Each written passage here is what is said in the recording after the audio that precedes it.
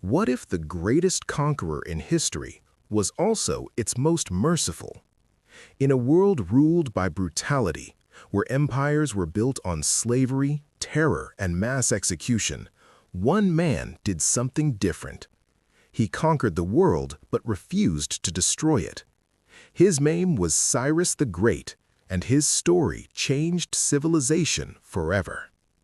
The world before Cyrus. 6th century BCE, the Near East was a battlefield of giants. The Medes ruled Iran, the Lydians controlled Asia Minor, and Babylon, ancient, powerful, untouchable, dominated Mesopotamia.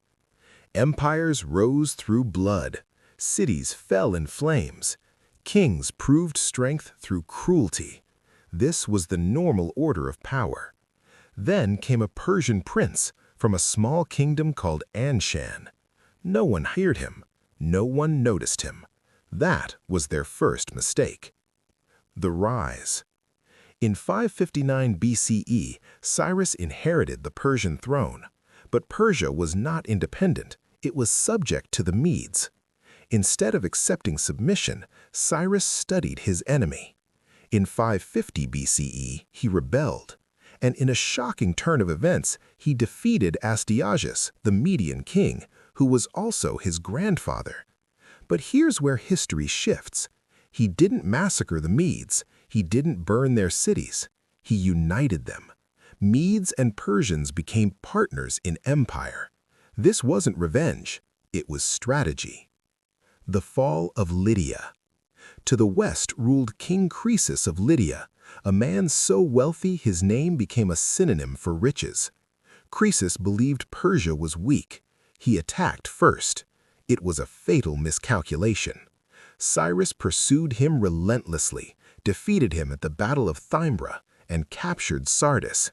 Again, no mass slaughter. Croesus was spared. Cyrus had begun building something new, not just conquest, control through stability. Babylon, the ultimate prize. Now only one superpower remained, Babylon.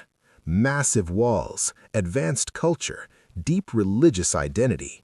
Ruled by King Nabonidus, a ruler unpopular with his own people.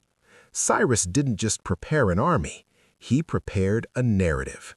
He portrayed himself as chosen by Babylon's chief god, Marduk. He promised restoration, respect, religious freedom. In 539 BCE, Persian forces diverted the Euphrates River. Under cover of darkness, they entered the city through the riverbed. Babylon fell almost silently. No burning, no widespread destruction. Instead, Cyrus walked in as a liberator. This moment was recorded on the Cyrus Cylinder. In it, he declares that he restored temples, returned displaced peoples to their homes, and allowed cultures to practice freely. Many historians consider it the first recorded declaration of religious tolerance. Among those freed were the Jewish exiles, who were allowed to return to Jerusalem and rebuild their temple. For the ancient world, this was revolutionary. The empire that shouldn't have worked. By now, Cyrus ruled the largest empire the world had ever seen. The Achaemenid Empire stretched from the Indus Valley to the Mediterranean Sea. Different languages, different religions, different cultures. Normally, such diversity meant rebellion, but Cyrus allowed local governors to rule under Persian oversight. He respected traditions. He kept existing power structures intact. Unity without forced identity. It was a masterclass in imperial administration. His capital at Pasargadae symbolized this blend. Architectural styles from across the empire fused into one city. Cyrus wasn't just expanding territory, he was designing a system, and that system worked. The final campaign. But no empire is built without resistance. To the northeast lived the Massagetes, a fierce nomadic tribe. Their ruler was Queen Tormerus. Cyrus launched a campaign against them around 530 BCE. According to the Greek historian Herodotus, the battle ended in disaster. Cyrus was killed. Legend says Queen Tormerus placed his severed head into a skin filled with blood, saying, "Drink your fill of blood." Whether myth or truth, the conqueror was gone. The legacy. Most empires collapse when their founder dies, but Cyrus had built something stable. His successors expanded it further.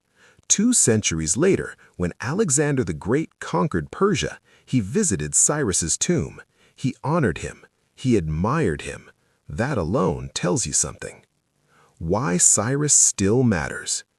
Cyrus ruled 2,500 years ago, but his model of governance, religious tolerance, cultural autonomy, centralized oversight still influences political thought today. In a time when cruelty defined strength, he proved that restraint could be more powerful than terror. He wasn't perfect. He was still a conqueror, but compared to the brutality of his age, he was extraordinary. Cyrus the Great didn't just build an empire, he redefined what power could look like.